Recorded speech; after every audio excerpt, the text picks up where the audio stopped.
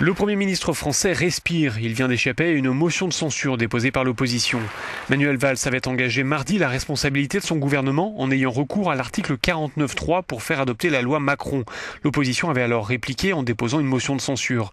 Celle-ci ayant été rejetée ce jeudi, le projet de loi Macron se trouve adopté. Nous continuerons avec tous les moyens que donne la Constitution.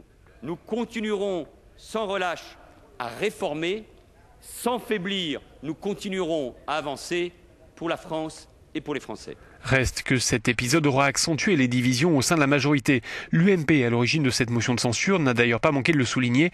Nicolas Sarkozy insistant sur la fragilité de l'exécutif. Si on utilise l'arme nucléaire du 49.3 pour la toute petite loi Macron, comment va-t-il faire passer les grands projets de réforme qu'il nous annonce ? Donc vous estimez qu'ils ne pourront plus réformer ? Il n'y a pas que moi. La totalité des observateurs sont unanimes sur ce point. Ce 49.3 est une preuve de la faiblesse du président de la République. La loi Macron, du nom du ministre de l'économie, vise à dynamiser l'activité en France. Un des points les plus polémiques de cette loi, c'est la possibilité pour certains commerces d'ouvrir le dimanche. Le texte doit encore être examiné par le Sénat en avril.